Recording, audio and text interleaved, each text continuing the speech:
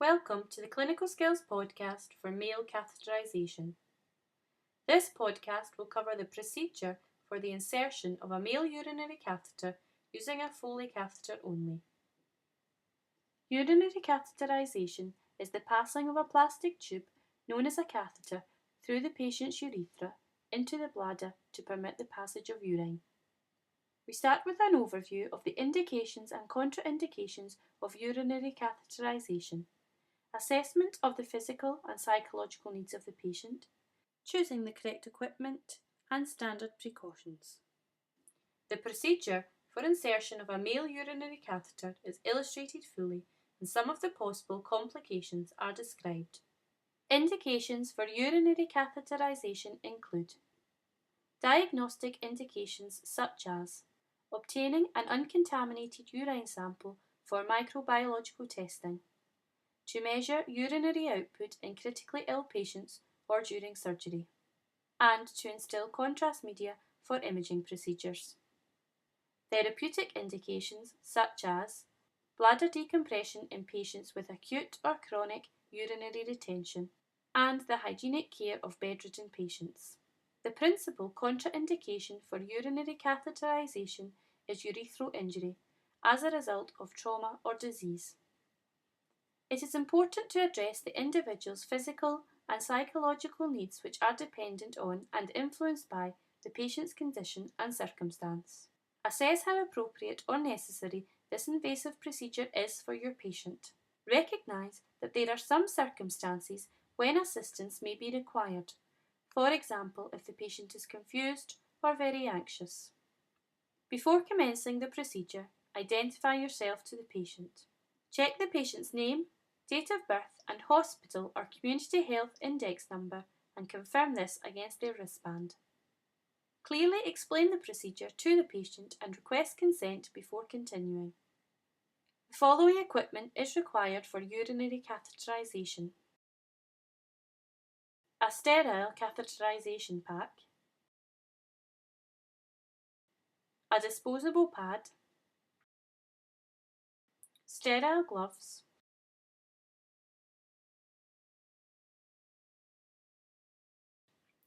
anaesthetic lubricating gel, syringe, sterile water,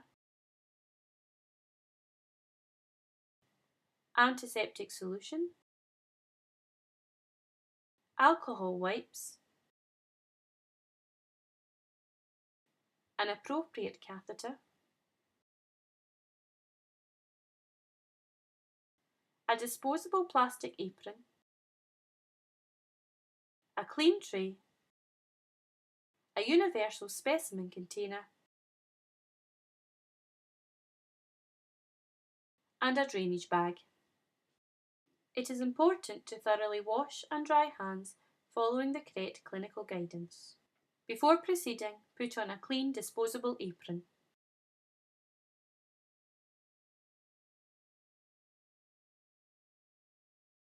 Without touching the inner surface of the sterile catheterisation pack, remove it from its packaging and open it out on top of the trolley.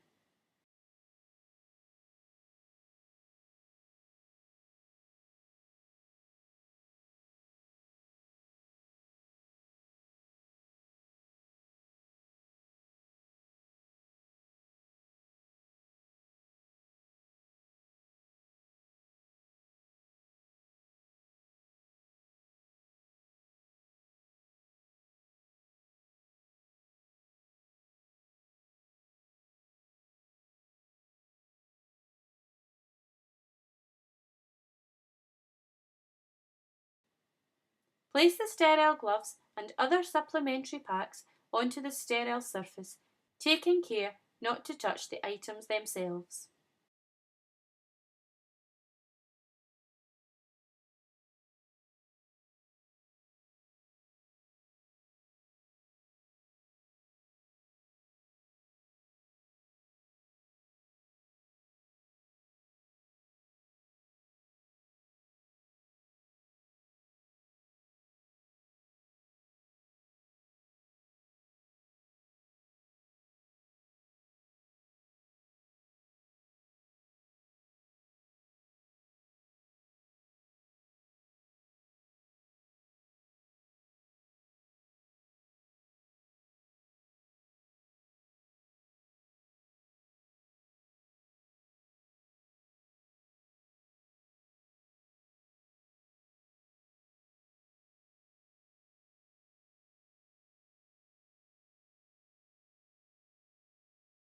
Using an alcohol wipe, cleanse the opening of the antiseptic solution and pour it into the container.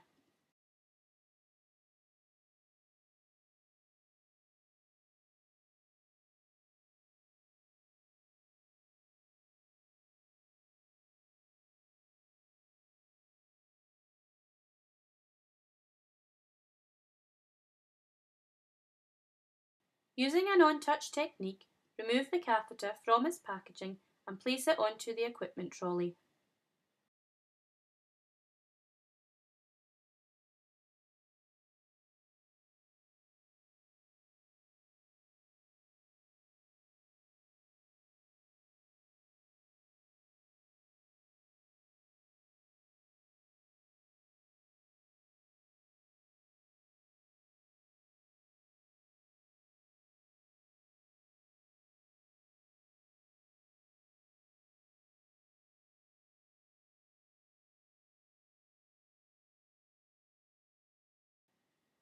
Cleanse the container of sterile water using an alcohol wipe and remove the seal from the ampoule.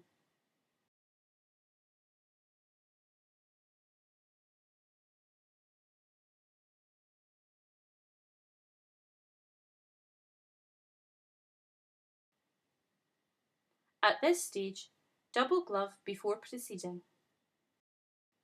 The patient should be positioned supine with knees bent, hips flexed and feet resting about 60 centimeters apart.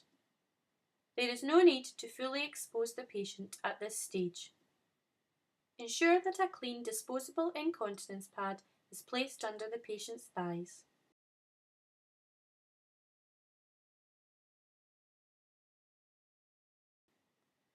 Retract the foreskin if necessary and clean around the glans penis with an antiseptic solution.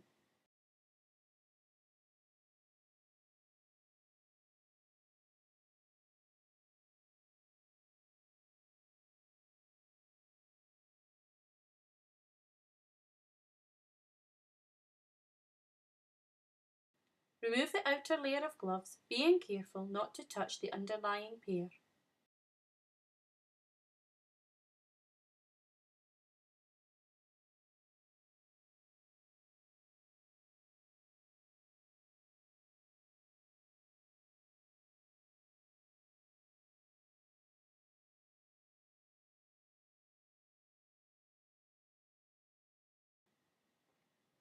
Place a clean drape over the patient's genital area.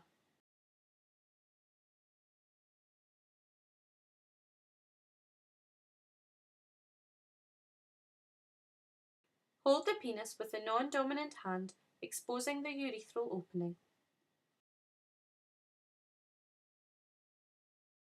Insert the nozzle of the lubricating anesthetic gel into the urethra. Expel the contents of the syringe into the urethra and squeeze the penis to prevent the gel from escaping. Allow 5 minutes for the antiseptic and anesthetic properties to take effect. Carefully remove the plastic covering from the catheter. Introduce the tip of the catheter into the urethral orifice in an upward and backward direction. Slowly advance the catheter until 15 to 25 centimeters has been inserted. If any resistance is felt, ask the patient to strain gently as if passing urine. Place a tray on the bed between the patient's thighs and place the distal end of the catheter in the tray. As urine begins to flow, advance the catheter almost to its bifurcation.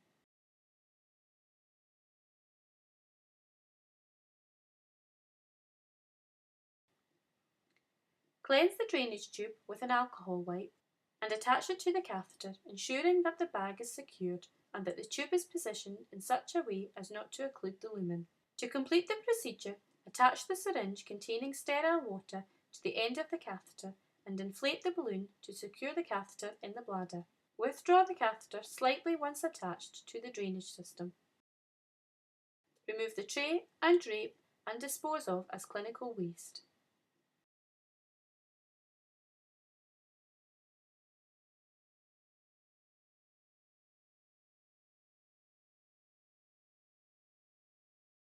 Urinary tract infections are common following catheterisation, and some patients are at increased risk. For example, elderly, diabetic, and critically ill patients. In male patients with prostatic enlargement, resistance to advancement of the catheter may be felt. In this case, a larger diameter catheter can be used, which is less likely to kink under resistance. Risk of infection can be decreased by closely following the correct aseptic technique. The risk of infection is always greater the longer the catheter remains in place, so careful consideration should be given to ensure catheterisation is absolutely necessary.